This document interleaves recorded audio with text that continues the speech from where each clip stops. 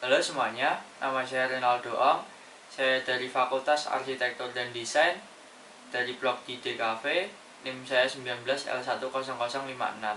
Pada kali ini, saya akan menampilkan hasil penelitian saya tentang hubungan antara doa dan pemulihan. Penelitian ini dilakukan sebagai bentuk kontribusi pendidikan agama untuk kesehatan dan pemulihan. Penelitian ini juga saya lakukan untuk pemenuhan tugas ujian akhir semester pendidikan agama.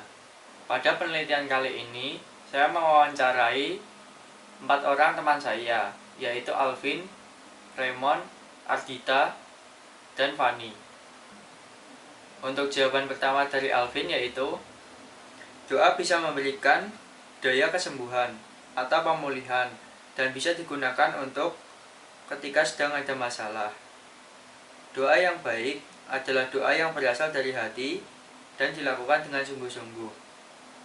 Pada masa seperti ini, doa yang paling baik adalah doa ucapan syukur kepada Tuhan atas segala anugerah yang telah diberikannya sampai sekarang ini. Karena dengan doa itu, kita diberikan kasih dan karunia dari Allah sendiri.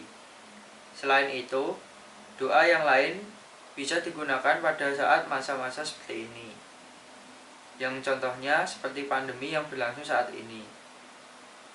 Semoga kita diberikan kesehatan dan doa agar pandemi ini cepat selesai dan bisa memulihkan keadaan dari ekonomi, pendidikan, pemerintahan, dan lain-lain.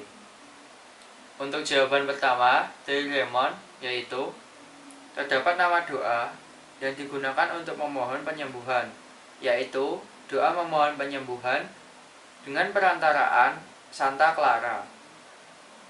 Di sini Raymond mengirimkan satu foto, yaitu doa mohon penyembuhan dengan perantaraan Santa Clara. Yang terberkati Santa Clara, telah berabad-abad hidupmu bagaikan sebuah mercusuar, memancarkan cahaya bagi gereja untuk membimbing perjalanannya menuju kepada Kristus.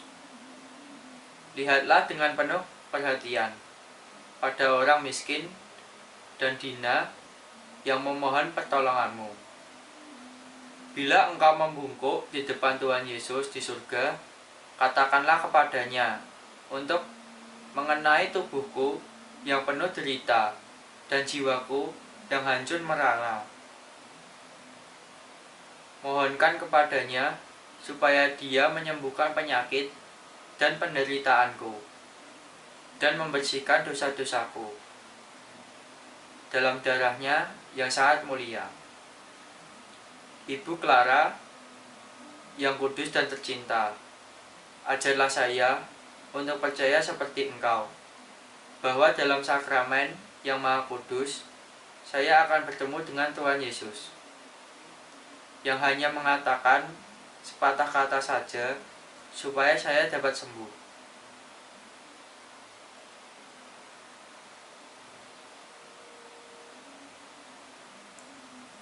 Ya cahaya Kristus yang agung, ingatlah kebutuhan keluargaku dan semua orang yang saya Ya cahaya Kristus yang agung, ingatlah kebutuhan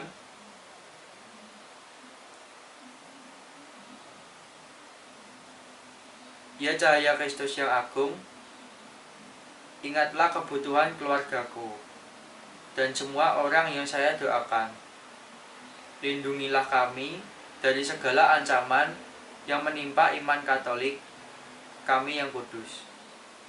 Dengarkanlah seruan orang miskin dan lemah dan jadikan itu menjadi nyanyian permohonan yang memancar dari hatimu yang suci murni, yang tertuju kepada hati Yesus dalam sakramen Maha Kudus. Karena hanya Tuhan Yesuslah penyembuh dan penebus dan Tuhan kami. Amin. Untuk jawaban yang pertama dari Alkita yaitu, Jenis doa yang digunakan adalah jenis doa yang kedua atau doa pribadi. Menurut Syekh Ragib, doa jenis ini kadang-kadang disebut doa permohonan untuk meminta pertolongan kepada Allah, baik untuk diri sendiri maupun untuk orang lain, termasuk untuk kesembuhan, keselamatan, masalah ekonomi, atau yang lainnya. Untuk jawaban pertama dari Fani, yaitu doa ucapan syukur, terima kasih, atau doa permohonan. Pertanyaan yang kedua yaitu bagaimana kondisi manusia yang sakit sebelum berdoa ketika berdoa dalam durasi waktu tertentu. Untuk jawaban kedua dari Alvin yaitu kondisi manusia sebelum berdoa sebetulnya biasa saja, tetapi dengan berdoa kita memiliki iman dan pengharapan terhadap Tuhan supaya kita bisa diberi kesembuhan dari setiap penyakit. Pada saat kita berdoa, berdoalah dengan segenap hatimu dan meminta pertolongan dari Tuhan. Kondisi setelah berdoa yang akan dirasakan adalah kelegaan, karena sudah berdoa dengan sungguh-sungguh kepada Tuhan, karena telah mengutarakan permohonannya dari dalam hati. Jawaban kedua dari Raymond yaitu kondisi manusia yang sakit sebelum berdoa, tentunya manusia ini seperti merasakan sakit. Namun ketika manusia ini berdoa dalam durasi tertentu dan dengan doa yang diucapkan dengan keteguhan hati dan kepercayaan yang tinggi, maka orang ini pastinya akan merasakan ketenangan di dalam hatinya dan percaya terhadap Tuhan bahwa dengan doa yang telah diucapkannya akan didengar oleh Tuhan dan berharap mendapat kesembuhan. Untuk jawaban yang kedua dari Algita yaitu sebelum berdoa biasanya seseorang terlihat gelisah dan kekurangan semangat atau harapan dalam hidupnya. Tetapi ketika ia berdoa dan mengingat bahwa ia memiliki Allah yang selalu bersamanya, maka ia akan merasa tenang dan kesehatannya berangsur membaik. Untuk jawaban yang kedua dari Fani yaitu kondisi manusia yang sakit sebelum berdoa cenderung putus asa akan masalah dan cobaan yang dihadapi dan berbeban pikiran. Tetapi ketika berdoa, manusia kebanyakan meluapkan permohonannya, masalah serta bebannya kepada Tuhan. Setelah berdoa, manusia kebanyakan akan merasa lebih tenang dan lebih berpengharapan kepada Tuhan dan jiwanya merasa lebih pulih. Pertanyaan yang ketiga yaitu apakah doa bisa atau tidak memberikan percepatan pemulihan kesehatan, ekonomi, mental, baik secara fisik atau mental kepada seseorang? Untuk jawaban ketiga dari Alvin yaitu doa bisa digunakan untuk mempercepat pemulihan kesehatan, ekonomi, mental, dan lain-lain. Karena dengan berdoa, kita memiliki pengharapan untuk berubah ke depannya, yang menjadikan itu sebuah semangat hidup. Dengan berdoa, kita mengimani itu, dan jangan lupa, kita harus melakukannya, karena iman tanpa perbuatan adalah mati. Semuanya bisa pulih jika ada suatu kemauan dan semangat di dalam doa itu.